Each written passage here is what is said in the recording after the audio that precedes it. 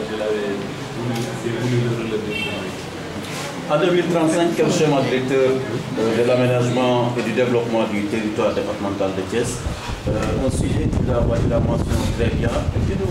Qu'est-ce qui a un peu motivé le choix de ce sujet? Je rappelle que vous êtes conseiller départemental à Thiès. C'est ça. En réalité, depuis le 6 décembre 2014, le conseil départemental s'est réuni pour mettre en place la commission d'aménagement du territoire et m'a porté à la tête de cette commission.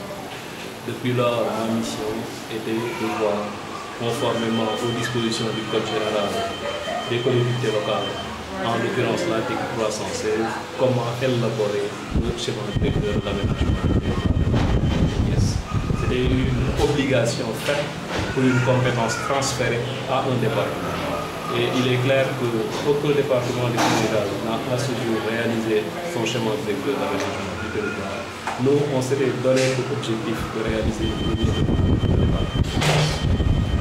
Et aujourd'hui, l'enjeu, c'est quoi? C'est une production scientifique, l'attente, l'enjeu. L'attente, c'est de permettre à l'ensemble des collectivités locales du département de Thiès d'avoir un tableau de bord qui leur permet de mettre en place la politique de développement pour le département. Parce qu'en réalité, il ne sert à rien de mener des plans sectoriels avant d'avoir un schéma directeur qui doit être le cadre logique, le fil conducteur qui doit guider les plans départementaux de développement économique. On ne peut pas faire de plan départementaux sans schéma directeur d'aménagement de territoire. Donc nous, on a compris cela.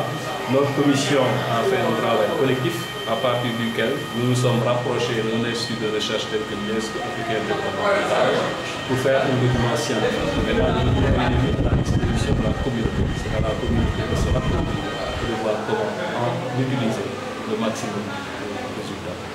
Justement, avant que la communauté ne s'en approprie, déjà le travail à l'interne au sein du conseil. Vous êtes 100 conseillers, mais apparemment, est-ce que tous ces 100 conseillers ont accès à cette production-là? Je rappelle que la commission de l'aménagement du territoire que je dirige est composée de 33 conseillers, c'est-à-dire le tiers du conseil départemental. Tous les conseillers ont dû vers cette commission. Le conseil comporte 22 commissions. Et c'est la seule commission qui regroupe autant de conseils, compte tenu de l'importance des deux compétences transférées que nous avons héritées dans le cadre de notre commission. Car nous avons hérité et de l'aménagement et des domaines. Le département a 9 compétences transférées. La commission que je dirige a hérité des 2 sur 9 compétences transférées. Maintenant, le travail en amont a été dans les premiers jours, depuis le 10 janvier 2015, date de la première réunion de notre commission, a été posé par l'ensemble des conseillers ainsi que des personnes ressources qu'on a tirées à partir du département de Thiès, constitué d'aménagistes, constitué d'ingénieurs, de planificateurs, constitué d'économistes, constitué d'environnementalistes, des experts dans leur domaine, des responsables.